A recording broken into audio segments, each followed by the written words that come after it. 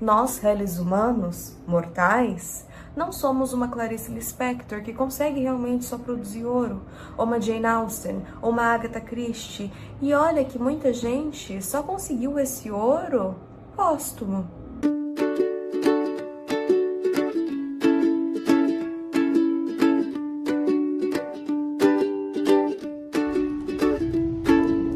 Toda ideia começa assim. Uma palavra, um começo sem fim.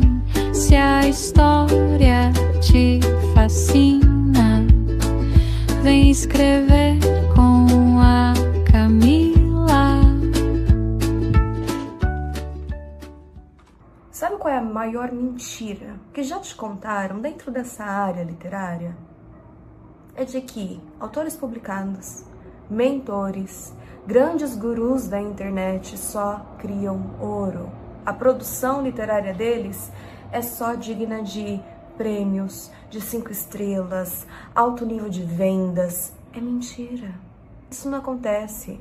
Nós, réis humanos, mortais, não somos uma Clarice Lispector que consegue realmente só produzir ouro, ou uma Jane Austen, ou uma Agatha Christie. E olha que muita gente só conseguiu esse ouro póstumo. Então a gente tem que desmistificar isso. E hoje eu não vou mostrar os meus livros que eu já publiquei, eu não vou demonstrar a minha criação, a minha produção, o jeito de brainstorming que eu faço, que é no Notion. Eu vou te mostrar o meu baú de fracasso. Porque todo mundo tem uma pastinha no Drive, uma pastinha em algum HD externo, que se chama livros, escrita, literatura, cheia de ideias, com um começo maravilhoso, a ideia do ano, centenária, e um desfecho incrível. Mas o que acontece no meio a gente não sabe, a gente nunca chega lá. A gente coloca isso dentro de um baúzinho de fracasso. E é isso que eu vou te mostrar hoje. Eu me chamo Camila Ottoni e eu tô aqui nesse canal no YouTube para desmistificar muita coisa sobre a escrita. Eu tenho mais de 10 projetos começados que nunca passaram da página 30, que ficam com aquele sem título.doc, que eu não consigo mais ter ideia do que fazer, porque se eu revisitar esses documentos, eu nem lembro por que eu comecei a escrever, porque eu não me aprofundei, eu não criei base de personagem, de mundo, de nada. E eu sempre achei que essa primeira ideia, esse pontapé inicial ia ser a minha grande obra. E tá lá, no meu baú do fracasso, porque eu nunca mais cliquei naquele documento. Mas assim, eu queria falar um porquê da gente começar. Por que a gente tem essa síndrome de começo infinito? Por que a gente vive nesse looping de ter a ideia perfeita enquanto tá tomando banho, e aí quando a gente senta para escrever, a gente escreve 30 páginas e do nada a paixão por aquela ideia acabou. Foi embora. Então por que isso acontece? Você não sabe? Então se inscreve aqui porque eu vou te ajudar a descobrir cada partezinha do seu projeto literário para deixar mais confortável para você e você realizar esse sonho de não ser só mais um título.doc na sua pastinha de fracassos. Olha isso aqui, olha aqui comigo. É quase um cemitério. Temos o clássico Ideia Incrível.doc, temos um projeto fantasia final agora vai.doc. O agora vai é o maior sinal de que não ia, de jeito nenhum. E o meu favorito, o sem título, novo.3.doc. Cada um desses arquivos representa uma semana, um mês, aquele momento de empolgação, sabe? Que simplesmente evaporou. A gente guarda esses arquivos como se fossem fantasmas. Eles ficam lá, assombrando a nossa capacidade de criar, porque toda vez que começamos alguma coisa nova, a gente lembra daqueles que a gente deixou para trás. Mas para curar isso, a gente precisa fazer uma grande autópsia. Eu vou ler com vocês uma página de um livro que eu deixei no meu baú do fracasso. E eu quero que vocês analisem comigo a obra-prima que eu achava que teria nas minhas mãos. Prólogo. O vazio. Não há cor nem formato. É oco e frio. Há pouco espaço para se estar, mas te domina de modo anormal. Você já se perguntou como isso pode te sugar? Se encontrar no meio de um looping incansável de sentimentos acumulados que não dão vazão nunca. Talvez essa seja a realidade que muitos tentam mascarar por doer demais. O risco de enlouquecer é grande. Seus olhos observavam as flores brancas. Parecia que a cada minuto mais amarelada ficavam. E seu odor se empoderava e abraçava cada um presente naquela sala minúscula. Deus, caso sua existência seja real, você não passa de um ser miserável. A voz do padre causava sono, tanto que as crianças da parte da família de seu pai brincavam de pular covas no lado de fora com uma de suas primas mais velhas.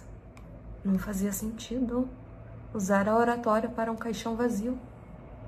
Bárbara olhou para seus familiares e respirou fundo.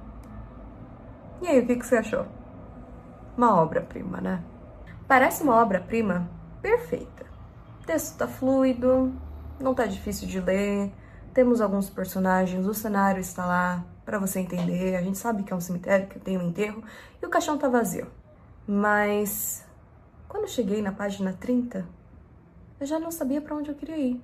Eu tinha o fim na cabeça, o final era perfeito, mas eu não sabia para onde eu estava indo. Sabe por que eu parei? Porque eu tinha uma cena, não uma trama. E para o livro ficar bom, legível e completo, você precisa da trama. Eu tinha uma personagem perfeita, mas eu não tinha um problema para ela. Não bom o suficiente para que ela conseguisse manter esse problema até o final do livro, para ela conseguir entender, resolver e melhorar. Eu estava apaixonada pelo gênero desse livro que eu estava escrevendo. Thriller é sempre uma coisa que eu, particularmente, procuro ler. E quando eu comecei a escrever esse livro, eu falei, agora vai, eu me encontrei. Eu tinha tudo planejado, mas os meus personagens não sabiam o que eles tinham que fazer. Aonde eles tinham que estar, aonde eles tinham que brigar, conversar, se resolver. Eles não sabiam de nada, nem eu. Aqui tá a chave do que mudou o meu jogo e vai mudar o seu também enquanto você escrever. Você tem que entender a diferença entre situação e história. Situação é a parte legal da história. É um mundo. Vamos pensar em Harry Potter, por exemplo. Situação é Hogwarts. É um castelo, uma escola, um internato, em que você tá lá estudando nas aulas. É legal, te prende, mas é só uma cena. É só uma cena. Então a situação é que eles estão estudando em Hogwarts, mas isso não é a história. É só uma situação. E quando você fala de situação, a gente está falando de alguma coisa que é estática. Tá lá parado. Hogwarts em si é um local em que os personagens vivem.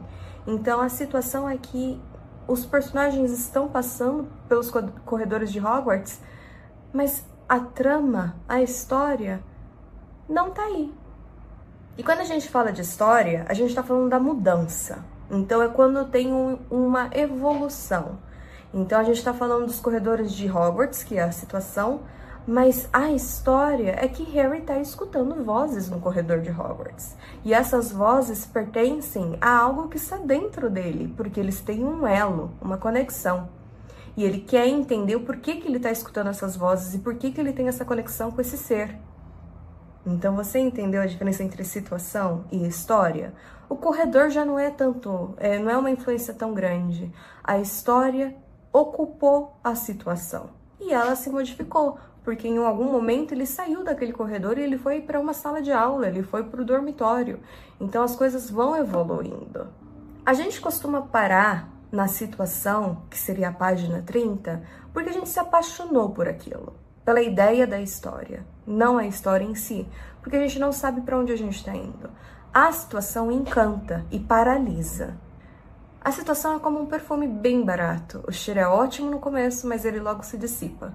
O que mantém o leitor e você, autor, escrevendo é o conflito, que exige uma transformação. Se o seu personagem termina em 30 páginas, de uma maneira em que ele começou na página 1, a história morreu. Não teve evolução nenhuma. E como é que eu, Camila, parei de criar só sem títulos.doc, arquivos que não têm função nenhuma? Eu comecei a pensar como se fosse um preparo de uma mesa para jantar. Pensa na sua ideia como um convite para um jantar elegante. É um cenário em que a mesa está posta, tem música de fundo, tem vela na mesa, tem uma linda decoração. Só que isso é a situação. É lindo, mas ninguém vai a um jantar só para olhar os talheres, só para olhar as decorações, só para sentir o cheiro da comida. A história é o que acontece quando a comida acaba. E aí a gente pensa em um vinho. O vinho sobe a cabeça e os segredos começam a aparecer. A história, pensando ainda nessa mesa de jantar posta, se torna o jantar. Então a gente pensa que esse grupo que eu reuni, os meus amigos, a minha família, acabou de comer. Só que a história vai começar quando eles acabam de beber. Pensando que a gente está falando de um vinho, quando o vinho acaba, ele fica ali, o álcool começa a deixar seus pensamentos mais livres, você fica um pouquinho mais mole na hora de falar, e é nesse ponto em que você solta os seus segredos. E começa uma briga gigantesca dentro desse ambiente, com essas pessoas. O que era uma mesa de jantar posta se torna a revelação de um grande problema, uma intriga, uma teia de acontecimentos por conta do jantar. Então a história começa depois da situação. Então a gente pode falar que a preparação desse jantar são 30 páginas. É você pensando no que você vai comprar no mercado, como que você vai produzir esse jantar, a decoração, os pratos, quem você vai convidar, criar o convite. E aí quando chega na página 30, todo mundo parou de jantar já porque acabou. E aí? Você precisa ir na página 31 e continuar a história. Por isso que a gente fala da alusão do vinho. Vai acontecer alguma coisa para uma pessoa soltar um segredo. E aí que nossa história tá. Outra coisa que você precisa entender é que você não pode começar esse jantar sem saber como ele termina. Então, quando eu falo como ele termina, não significa a situação daquela noite em que eu soltei um segredo e todo mundo ficou contra mim. Não, a gente tem que pensar na problematização dessa situação, de ter revelado um segredo, o que vai acarretar nessa minha atitude, como que vai modificar a minha vida, a vida das outras pessoas que estavam nesse jantar, como é que eu vou construir uma narrativa de perdão, de conseguir arrumar o que eu causei, para no final eu ter chego em algum lugar. É isso que a gente precisa pensar. Não é só no jantar. A gente tem que começar a cena do jantar sabendo o que aquela cena vai desencadear até o final do livro. E a gente se perde nessa parte de produção, de construção da narrativa. Então pega aquele arquivo que está parado no seu drive, na sua pasta, pega ele, lê ele e pergunta: aonde você tem que chegar? Por que essa situação vai acarretar isso na história? Porque nas primeiras 30 páginas você não tem história, é só uma situação. Faça essa pergunta para essa situação: aonde você tem que chegar? O que você tem que fazer? O que você vai causar? E qual é a consequência dessa ação?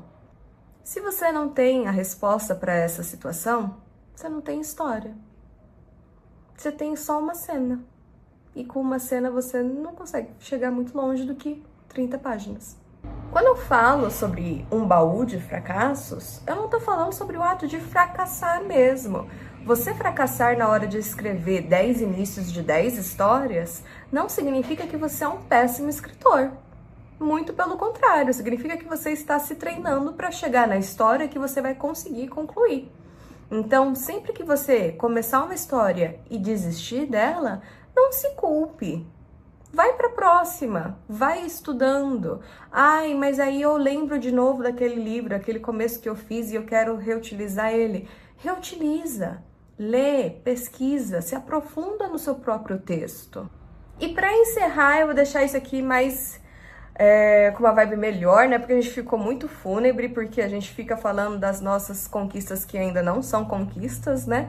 Deixa aqui nos comentários o título daquele seu arquivo que você não conseguiu sair das 30 primeiras páginas, porque eu quero que seja divertido. Sempre tem aquele post nas redes sociais do TCC versão 2, TCC editado, TCC versão 3, TCC segunda edição. A mesma coisa acontece com a gente, escritor. Então deixa aqui nos comentários o nome dos seus arquivos e o porquê que você está escrevendo. Porque é muito fundamental a gente entender a nossa própria motivação dentro daquela história. Então por que você tem esse arquivo? por que que você está escrevendo ele, aonde você quer chegar, e se você chegou no final desse vídeo, eu quero que você comente na próxima aula, meu arquivo vai ser versão finalizada. Um beijo, até a próxima aula.